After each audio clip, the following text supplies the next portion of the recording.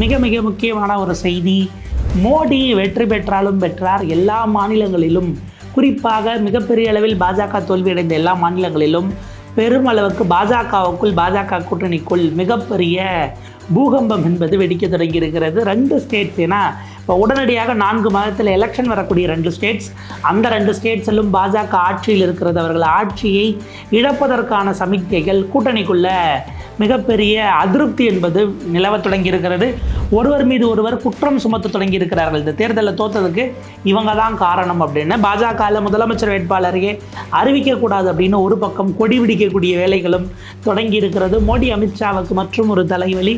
ஏனென்றால் 2 கூட்டணி கட்சிகள் மகாராஷ்டிராவிலிருந்து ஆதரவளித்து கொண்டிருக்கிறார்கள் என்கிற சூழலில் 2 மாநிலங்களில் ஆட்சியை அவர்கள் இழப்பதற்கான வாய்ப்பு இருக்கிறதா?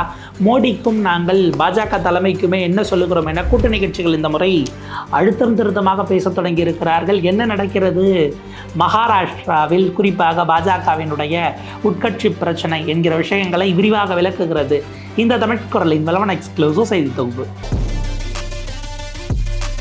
4 மாதங்களில் மகாராஷ்டிராவிலும் ஹரியானாவிலும் தேர்தல் வருகிறது. ஒன்றுத்தில் பாஜகவினுடைய கூட்டணி ஆட்சி, 2த்துலையுமே கூட்டணி ஆட்சியாகத்தான் இருந்தது. ஹரியானாவில் எலெக்ஷனுக்கு முன்பாகவே கூட்டணி கட்சியான ஜேஜேபி பிச்சுக்கிட்டு போயிடுச்சு. அவங்களுக்கு கிட்டத்தட்ட அங்கே 10 எம்எல்ஏக்கள் இருப்பாங்க.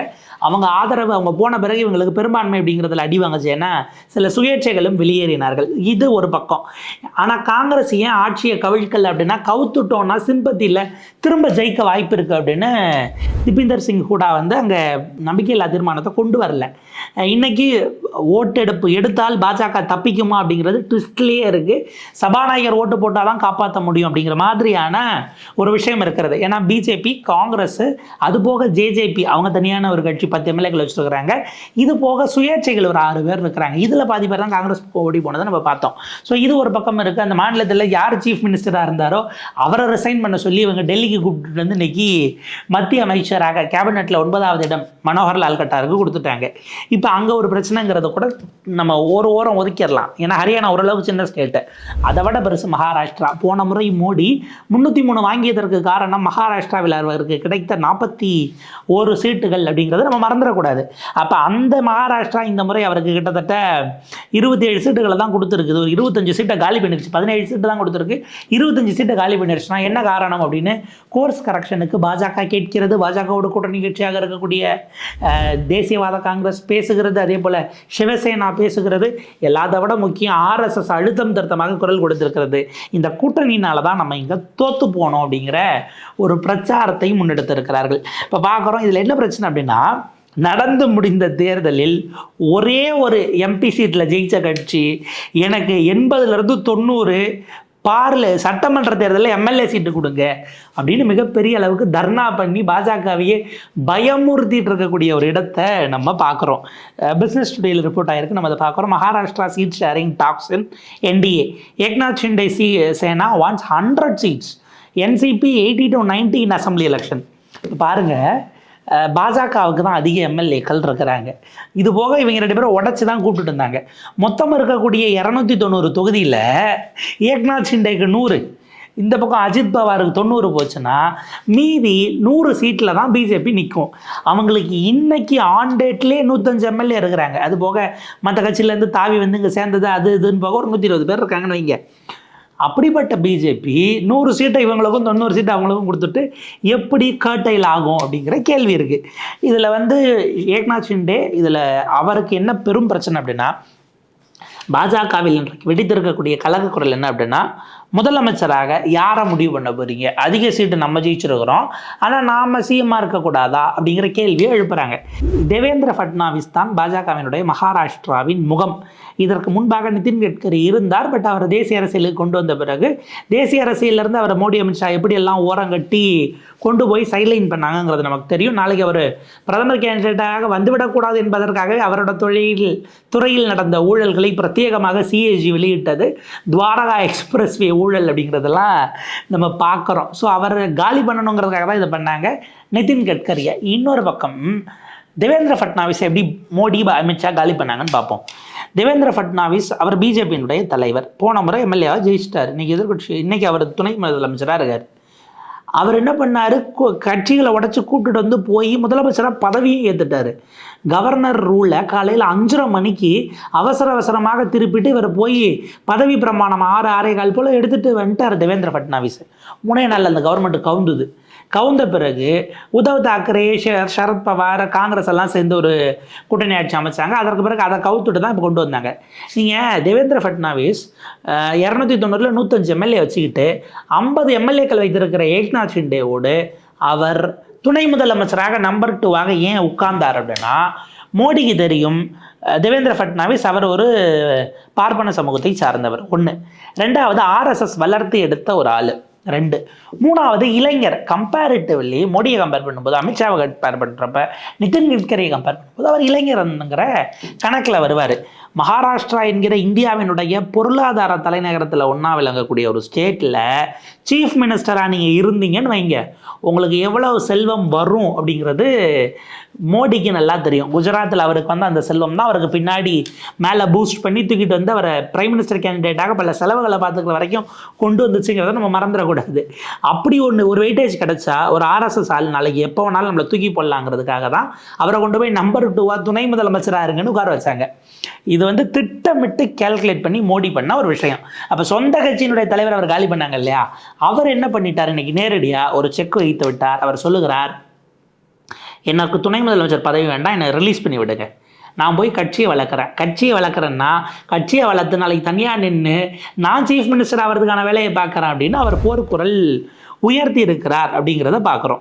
ஸோ இதில் வந்து பார்த்திங்க அப்படின்னா இந்த பக்கம் ஓடிக்கிட்டு இருக்கு. அப்போ மோடியில் உட்கட்சி பிரச்சனை.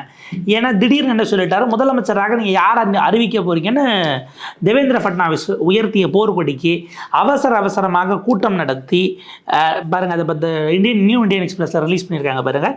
அமித்ஷா கூட தேவேந்திர ஃபட்னாவிஸ் பேசிட்டு இருக்கக்கூடிய அந்த ஃபோட்டோ இருக்குது. BJP leaders in Maharashtra pulled up for party's debacle, decision made to have no CM face அப்படிங்கிறத குறிப்பிடுறாங்க. இவர் தான் முதலமைச்சர் என யாரையும் அறிவிக்க வேண்டாம் அப்படின்னு, அதாவது ஃபட்னாவிஸ்க்கு அதை கொடுத்துடக்கூடாதுங்கிறதுல அவர்கள் மோடி அமித்ஷா கவனமாக இருக்கிறார்கள். ஏன் நீங்கள் எப்பயுமே வந்து பார்த்தீங்க அப்படின்னா, அதாவது டாப் லீடர்ஷிப் வேறு கேட்டிருக்காங்களாம், ஏன் நீங்கள் கோர் கமிட்டி ஸ்டேட் பார்லிமெண்ட்ரி மீட்டிங்லாம் ஒழுங்காக நடத்தலை அப்படின்லாம் அமித்ஷா போன்றவர்கள் கேட்டிருக்கிறார்கள். ஜேபி நட்டா கேட்டிருக்கிறார். பியூஷ் கோயலை அங்கே தான், அவரும் அந்த ஊரை சேர்ந்தவர் தான், அந்த மாநிலத்தை சேர்ந்தவர் தான். ஸோ அவரெல்லாம் அங்கே டிஸ்கஷனில் தூக்கி போட்டிருக்கிறாங்க அப்படிங்கிறத குறிப்பிடுறாங்க. அப்போ நீங்கள் வந்து ஏன் இந்த எலெக்ஷனில் தோற்று போனீங்க அப்படின்னும் போது அவங்க எப்படி இப்போ இதை கொண்டு வராங்கன்னா, ஒரு ஆள் முடிவெடுத்து அவர் இஷ்டத்துக்கு கட்சி ஆடினதுனால தான் கட்சி வந்து மகாராஷ்டிராவில் மிக மோசமான நிலையை சந்தித்திருக்கிறது அப்படின்னு அமித்ஷா கிட்டேருந்து மெசேஜ் வந்திருக்கு. அது எல்லாரும் கூடி முடிவெடுக்க வேண்டும், கட்சியில் ஒருமித்த கருத்து அல்லது டிஸ்கஷனுக்குள்ளே வரணும்னு அமித்ஷா சொல்லியிருப்பதாக த நியூ இண்டியன் எக்ஸ்பிரஸ் ரிப்போர்ட் பண்ணியிருக்கு. நமக்கு என்ன அப்படின்னா, பாஜகவில் இப்போ தேசிய அரசியல் PM எலெக்ஷன் வந்துச்சு இல்லையா, கட்சியினுடைய பார்லிமெண்ட்ரி இதை கூட்டி எல்லாரும் டிஸ்கஸ் பண்ணி தான், எல்லாரும் ஒன்றா கன்சென்சஸ் பேசி தான் மோடி பிரச்சாரத்தில் பேசினாரா, மோடிக்கு கேரண்டி அப்படின்னு சொல்லி எல்லாத்தையும் நீங்கள் தான் கொண்டு போய் வச்சிங்களா அப்படிங்கிற கேள்வி இருக்குது. ஒரே ஒரு விஷயந்தான், பாஜக தோற்று போயிருக்கிறது மகாராஷ்டிராவில் என்று சொன்னால் ஒரு எல்லா வரைக்கும் தான் அது தேவேந்திர ஃபட்னாவிஸ்க்கு தோல்வி. அதை விட முக்கியம், நீங்கள் மோடியினுடைய முகத்தை காட்டினீங்க. மோடி எங்கெல்லாம் போய் பப்ளிக் மீட்டிங் நடத்தி ரேலி நடத்தினாரோ, கிட்டத்தட்ட 9 ரேலி வரைக்கும் நடத்தினார், 9-10 வரைக்கும் நடத்தினார். அது அத்தனை இடத்துலையும் பாஜக அதில் ஒரே 13 தொகுதிகளை கவர் பண்ணி மோடி பிரச்சாரம் பண்ணதில் ஒரு இடத்துல மட்டும்தான் பாஜக ஜெயிச்சிருக்கு, 12 இடத்துல பாஜக தோற்று போயிருக்கு. அப்போ மோடியினுடைய முகத்துக்கு கிடைத்த தோல்வியாக நீங்கள் இதை பார்க்க முடியாதா? இன்னொரு மோசம், மோடி ரேலி வரார் என்பதற்காக அத்தனை கடைகளையும் வெளியில் ஆள் வராமல் கவர் பண்ணால் பரவாயில்ல, உள்ளே வச்சு ஷட்டரை க்ளோஸ் பண்ணிட்டாங்க, மெட்ரோ ரயில்களை நிறுத்தி வச்சுருக்கிறாங்க, ஸ்டேஷனை விட்டு யாரும் போகக்கூடாது வரக்கூடாதுன்னு அப்படியே நிறுத்திட்டு பிரதமர் ஊர்வலம் போனார். இதெல்லாம் உள்ளுக்குள்ளே எவ்வளோ பெரிய பிரச்சனையை, புகமூட்டத்தை, மக்களிடம் கொந்தளிப்பை ஏற்படுத்தியிருக்கணும் அவங்க யோசிக்கல. ஃபட்னாவிஸை தாண்டி மோடி மூஞ்சிக்கு விழுந்த தோல்வியாகத்தான் அதை பார்க்க வேண்டும். மாநில அரசியலில் தோத்தா அவங்க தள்ள பழிய போட்டால் பரவாயில்ல, மாநிலத்தில் சரியாக பெர்ஃபார்ம் பண்ணலன்னா ஒரு எல்லா வரைக்கும் தான் அவங்க வருவாங்க. மோடியினுடைய முகத்துக்கான ரிஜெக்ஷனாகத்தான் பார்க்க வேண்டும். தமிழ்நாட்டில் ஒருவேளை அண்ணாமலையை பார்த்துட்டு வேற ஆளை கொண்டு வந்து மோடியை பிரதமர்னே காட்டி இங்கே வாக்கு வாங்கிட முடியும்னு அவங்க நம்புறாங்களா? ஒரு எல்லைக்கு மேலே அப்படி சொல்ல முடியாது. ஃபட்னாவிஸ் என்ன சொல்கிறாரு, முழு பவரை என்கிட்ட கொடுக்கல, அப்புறம் நான் எப்படி ஜெயிக்க வைக்க முடியும்? நீங்கள் என்னையும் நம்பர் 2ஆக போட்டுட்டு அங்கே நான் உட்காந்து கூட்டணி கட்சிக்குள்ளே அவங்க 2 பேர்கிட்ட பேச்சுவார்த்தை நடத்திட்டு இருக்கிறதா, இல்லை நான் கட்சிக்கான வேலையை பார்க்கறதா, எதை செய்கிறது அப்படிங்கிற மாதிரியான அதிருப்தி ஃபட்னாவிஸிடமிருந்து வெளிப்பட்டிருக்கிறது அப்படிங்கிறத பார்க்குறோம்.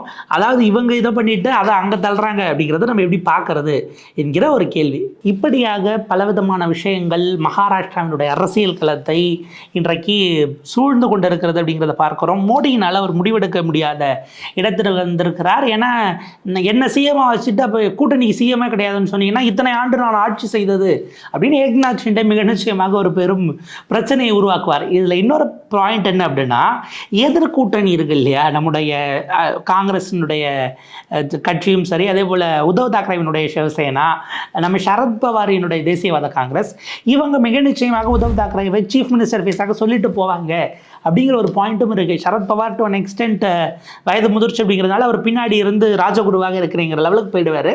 ஸோ இந்த ஒரு ஸ்பேஸ் இருக்குது. அப்போ இவங்க இவ்வளோ நாள் இந்தியா கூட்டணி, என்டிஏ கூட்டணி ஒரு தியரி சொன்னாங்க தெரியுமா, மோடி என்கிற பலமான பிரதமர் வேட்பாளரை நாங்கள் முன்னிறுத்துகிறோம், இந்தியா கூட்டணியிடம் யார் பிரதமர் வேட்பாளர், அப்போ உங்களுக்கு பலம் இல்லை, யார் பிரதமர்னு உங்களால் சொல்ல முடியாது அப்படின்னாங்க இல்லையா. இந்த தியரி இப்போ அப்படியே கொண்டு போய் சீன் மாறி சட்டமன்ற தேர்தலில் உத்தவ் தாக்கரேவை நாங்கள் முதலமைச்சர் வேட்பாளர் எடுத்துக்கிறோம், உங்கள் கூட்டணியில் யார் முதலமைச்சர் வேட்பாளர் அப்படின்னு அவங்க கேட்க போகிறாங்க. பாஜக மோடி முகத்துக்கு ஓட்டு அப்படின்னு போச்சுன்னா மோடிக்கு இப்போ என்ன பண்ணாங்களோ அதையே திரும்ப மகாராஷ்டிரா செய்து விட்டால், மகாராஷ்டிரா மக்கள் செய்து விடுவார்கள் என்று சொன்னால் பாஜக ஒட்டுமொத்தமாக மகாராஷ்டிராவிலிருந்து துடைத்து எறியப்படும். இதில் ஒரு விஷயம், நீங்கள் பார்லிமெண்ட்டில் தோத்ததுக்கு அந்த கணக்கை கொண்டு போய் மாநில தலைவர் மேலே எழுதுனீங்க, சட்டமன்றத்திலேயே திரும்ப அவர் மேலே தான் எழுதிங்கன்னா அவர் கேள்வி கேட்பார். அப்போ நீங்கள் என்ன தான் பண்ணீங்க, உங்களுடைய முகம் என்பதுக்கு காலியானதுக்கு யார் காரணம் அப்படிங்கிற கேள்வியை தேவேந்திர ஃபட்னாவிஸ்லேருந்து அத்தனை பேரும் எழுப்ப தொடங்கினால் அது வேறு விதமான விளைவுகளை ஏற்படுத்தும் அப்படிங்கிறத பார்க்குறோம். இதில் இன்னும் கவனிக்க வேண்டிய ஒரு செய்தி, ஆட்சி அதிகாரம் கையில் இருக்கிற வரைக்கும் உத்தவ் தாக்கரே பக்கம் போகாமல் ஷிண்டே கூட பல எம்எல்ஏக்கள் இருக்கிறாங்க. இவரை கூட்டிகிட்டு வந்த அத்தனை பேருக்கும் ஒரு இந்த முறை சீட்டு கொடுக்க முடியுமான்னு ஒன்று இருக்குது. ரெண்டாவது, 100 சீட்டு வாங்கிட்டு நீங்கள் ஆல்ரெடி 50 எம்எல்ஏ தான் வச்சுருக்கிறீங்க அப்படின்னா புதிய ஆட்களை இங்கேருந்து கொண்டு வர போகிறீங்க, அவங்களுடைய பேக்ரவுண்டு, ஏற்கனவே இல்லாத அதிருப்தி எம்எல்ஏக்கள் இருப்பாங்களா, வாக்கு உங்களுக்கான எலெக்ஷன் தேதி அறிவிக்கப்பட்டது இங்கே இங்கேருந்து ஒரு 30 எம்எல்ஏ அங்கே ஓடி போயிட்டாங்கன்னா, இருந்த எம்எல்ஏவே நிற்காம அங்கே போய் அவங்க கூட சேர்ந்து மறுபடியும் நின்னாங்கன்னா யார் ஜெயிப்பதற்கான ஸ்பேஸ் என்கிற கேள்வி இருக்கிறது. இன்னொரு பாயிண்ட்டு, 2 விஷயம் இந்த தேர்தலில் ஈடுபட்டிருக்கு. ஒன்று, பாஜக கூட்டணி அவர்களுடைய விஷயம் ஜெல்லாகலை அப்படிங்கிறத ஆர்எஸ்எஸ் அக்யூரேட்டாக போட்டுட்டாங்க, குறிப்பாக அஜித் பவார். ஏன்னா இந்த அஜித் பவார் மேலே கிட்டத்தட்ட 70,000 கோடி ஊழல் பண்ணிட்டார் அப்படின்னு சொல்லி மோடி போய் பேசுகிறாரு, பெயரை குறிப்பிடாமல் இரிகேஷன் ஸ்கேம் அப்படின்னு சொல்லி அங்கே நீர்வளத்துறையில் சொட்டு நீர் பாசனம்னு சொல்லுவாங்க இல்லையா, மைக்ரோ இரிகேஷன், அது மாதிரி அப்படி பண்ணுறது. நம்ம ஹெச் ராஜா கூட சுடுநீர் பாசனம் அப்படின்றத தவறாக மொழிபெயர்த்தார் இல்லையா, அந்த மாதிரியான விஷயங்கள் எல்லாம் செய்யறதுல 70,000 கோடி ஊழல் மோடி பேசினார். பேசிட்டு 10 நாளில் அவர் அணி மாறி இங்கே வந்து இங்கே நிதி அமைச்சர் ஆகிட்டார். நீங்கள் ஒரு விவசாயத்துறை அமைச்சராக இருந்து ஊழல் பண்ணவரை சின்ன ஸ்கேலில் ஊழல் பண்ணாதீங்க, பெருசாக பண்ணுங்க, நிதித்துறையை தூக்கி கொடுத்தா இதெல்லாம் கம்ப்ளீட்டாக அவங்களுக்கு பெரிய லெவலில் அடி வாங்குச்சுங்கிறது ஒன்று. ரெண்டாவது, மோடியினுடைய முகம் என்பது மகாராஷ்டிராவில் அதுக்கான தேஜஸ் போயிடுச்சு அப்படிங்கிற ஒரு பாயிண்ட்டு. அதை விட முக்கியம், உத்தவ் தாக்கரேவும் சரத்பவாரும் ஒரு விஷயத்தை முன் வச்சாங்க, எங்கள் கட்சியை எங்களிடமிருந்து பிடுங்கி கொண்டார்கள், எங்கள் மக்கள் எங்களுக்கு வாக்களித்தார்கள், இந்த கட்சி நாங்கள் உருவாக்கினோம். சரத்பவார்லாம் இப்போ கிட்டத்தட்ட வெள்ளி விழா 25 வருஷத்தை கடந்தவருடைய கட்சி ஆரம்பிக்க போகுது. அவர் காங்கிரஸ்லேருந்து வெளியே வந்து கட்சி ஆரம்பித்தவர் தான். உத்தவ் தாக்கரே அவருடைய தகப்பனார், அவருடைய ஃபவுண்டேஷன் அப்படிங்கிறது இருக்கிறது அந்த கட்சி. எங்கள் அப்பாவினுடைய கட்சியை நான் தான் உண்மையான சிவசேனான்னு அவர் வைக்கிறார். இவங்க 2 பேருக்கும் பாஜகவை எதிர்த்த காரணத்தினால அவங்களுடைய சின்னம் போச்சு. புது சின்னத்தை வாங்கிட்டு அவங்க 2 பேரும் ஜெயிச்சிருக்கிறாங்க. சும்மா கிடையாது, எம்பி எலெக்ஷனில் ஜெயிச்சும் காட்டியிருக்கிறாங்க. ரொம்ப முக்கியம், பழைய சின்னம் வச்சிருக்கிற 2 பேரையும் ஜெயிச்சிருக்கிறாங்க. இங்கே 9 சீட்டு உத்தவ் தாக்கரே, 7 சீட்டு சிவசேனாவினுடைய ஷிண்டே அப்படின்னா நம்ம கவனித்து பார்க்க வேண்டிய ஸ்பேஸ் அதுதான். புது சின்னத்தில் 9 வாங்கினதும் பழைய சின்னத்திலே 7 வாங்கினதும் ஆளுங்கட்சியாக இருந்தவர்கள் இருக்கிறவர்கள்ன்றது கம்பேரிட்டிவ்லி யாருக்கு வெயிட்டேஜ்னா உத்தவ் தாக்கரேக்கு. சரத்பவார் 6 ஜெயிக்கிறார் புது சின்னத்தில், பழைய சின்னத்தை வச்சுட்டு ஒன்று தான் ஜெயிக்கிறார் அஜித் பவார் அப்படின்னா சொந்த அவருடைய பாரம்பரிய குடும்ப தொகுதியில் தோத்துருக்குறாங்க. அஃப்கோர்ஸ் குடும்பத்துக்குள்ளே தான் மோதிக்கிட்டாங்க. இந்த பக்கம் சுப்ரியா சொல்லி, அந்த பக்கம் அஜித் பவார் என்னுடைய மனைவி, அவங்க தான் மோதிக்கிட்டாங்க. அதில் சுப்ரியா சொல்லி ஜெயிச்சிருக்கிறாங்கன்னு வச்சுக்கோங்களேன்.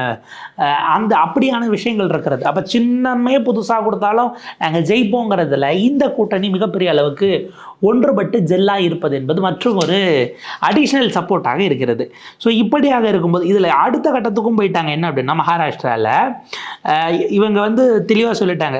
எக்கனாமிக் டைம்ஸில் போய்ட்டு பேசி பார்க்குறோம். NDA's Maha's poor look Lok Sabha show, NCP hits back at BJP for blaming Ajit Pawar, vows of taking different stand on alliance. மிரட்டல் வர தொடங்கி இருக்கிறது அப்படின்னு நம்ம பார்க்க வேண்டியிருக்கிறது. அஜித் பவாரை பற்றி நீங்கள் அவர்னால தான் நாங்கள் தோற்றோம், இல்லை அவருனால இது ஜெல்லாகலை அப்படின்னு சமீபத்தில் சில பிஜேபி சில ஆர்எஸ்எஸ்காரர்கள் கருத்து தெரிவித்ததற்கு, நீங்கள் எப்படிலாம் பண்ணீங்கன்னா நாங்கள் வேற மாதிரி கூட்டணி மாறிடுவோம் அப்படின்னு நேரடியாக அவருடைய இரண்டாம் கட்ட தலைவர்கள் இருப்பாங்க இல்லையா, கருத்து சொல்கிறதுக்கு என்ன வச்சுருப்பாங்கல்ல, ஏதாவது ஒன்று அவங்கள இறக்கி விட்டுறது. ஐ திங்க் கேசி தியாகின்னு நினைக்கிறேன், அப்படி ஒருத்தர் இருப்பார். நிதிஷ்குமார் கட்சியில் ஏதாவது ஒன்றுனா அவரை கருத்து சொல்ல இறக்கி விட்டுருவார் அவர். அப்புறம் அவர் கருத்து சொல்லி அது முழுக்க விவாதமான பிறகு அதிகாரப்பூர்வமான விஷயத்தை அறிவிப்போம். அவர் கட்சியினுடைய தேசிய செய்தி தொடர்பாளர் தான், முன்னாள் ஜெனரல் செக்ரட்டரி எல்லாரும் தான் ஞாபகம் அவருடைய கட்சியில் JDU-ல அந்த மாதிரி அவருக்கு கேசியாக வச்சிருக்க மாதிரி எம்ஜிஆர் கடந்த காலத்தில் சில பேரை வச்சிருந்தார். அவங்கள கருத்து சொல்ல விட்டுட்டு மத்திய அரசு திட்டுறதுனா நேரடியாக திட்டுறது இல்லை, அவங்கள வச்சு திட்ட விடுறது, அந்த மாதிரிலாம் சில வேலைகள் பண்ணுவாங்க. இப்படி வந்த உடனே இது அஜித் பவார் இறக்கி விட்டுட்டாரு.